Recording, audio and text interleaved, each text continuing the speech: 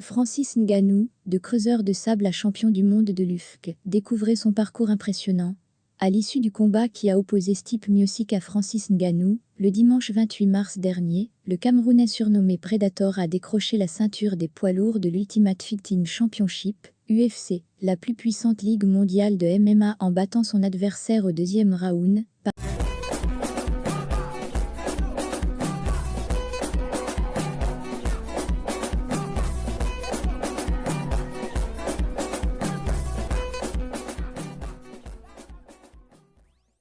KO. Mais avant de réaliser un tel exploit, Francis Ngannou a connu pas mal de galères.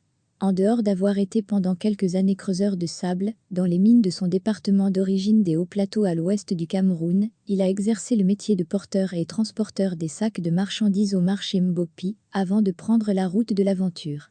Francis Ngannou va traverser le Sahara, puis va franchir le détroit de Gibraltar en compagnie de milliers d'autres migrants.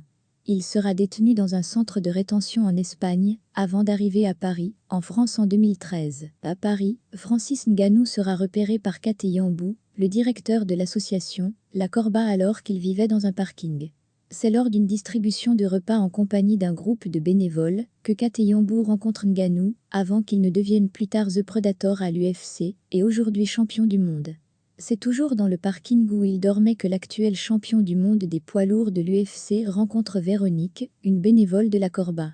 Cette dernière ne manque pas de faire le récit de cet homme extraordinaire qu'elle a rencontré. Kate Yambou se souvient d'ailleurs de la description que Véronique lui avait faite de Francis Ngannou. Elle m'en parlait assez souvent en revenant de ses maraudes. Elle me disait que c'était une personne particulière, avec une certaine sérénité malgré les difficultés, et puis avec un physique impressionnant. Elle me disait que le gobelet de café qu'on lui donnait, elle pouvait le poser sur son genou. Il était tellement large que ça faisait une petite table, raconte le directeur. Elle m'en parlait assez souvent en revenant de ses maraudes. Elle me disait que c'était une personne particulière, avec une certaine sérénité malgré les difficultés, et puis avec un physique impressionnant. Si au Cameroun Francis Ngannou était déjà un talentueux boxeur, il n'aurait pas réussi à faire carrière dans le haut niveau, parce qu'il a eu la possibilité de profiter des infrastructures en France pour bien se former.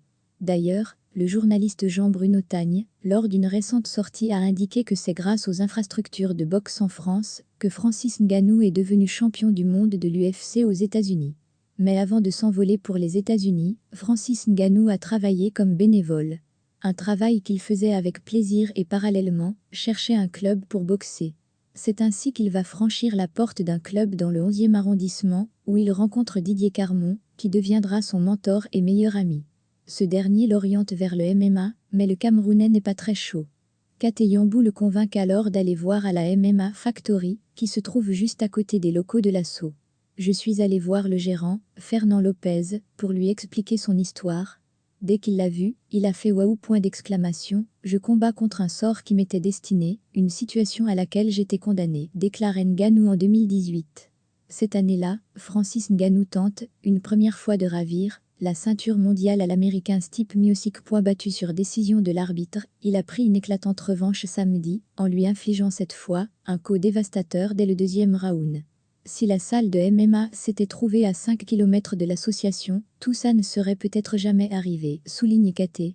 Le destin se joue parfois en peu de choses. Aujourd'hui, même s'il est une star de la MMA, Francis Ngannou n'oublie pas tous ceux qui l'ont soutenu et aidé. Dès qu'il revient à Paris, il passe nous voir. En dehors de l'octogone, c'est quelqu'un qui a une voix très douce, qui écoute, qui pèse ses mots. Le fait qu'il revienne nous voir est la plus belle des récompenses pour l'association. Il prend des nouvelles, il est très attaché à nous. Il ne dit pas merci avec des mots, mais avec des gestes, dit le directeur. Le nouveau champion du monde des poids lourds de l'UFC n'a pas oublié son pays natal non plus.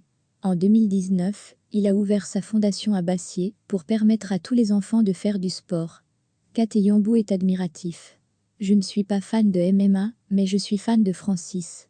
C'est quelqu'un qui continuera à faire de grandes choses. L'histoire de Francis Ngannou, le nouveau roi des arts martiaux, est celle d'un garçon né dans une famille très pauvre de Bassier, qui a dû arrêter l'école très tôt pour se lancer dans les petits boulots afin de survivre, avant de quitter son pays à l'âge de 26 ans, pour venir en France, dans l'espoir de devenir un grand boxeur. Aujourd'hui, il a réalisé son rêve d'être sacré champion du monde de l'UFC.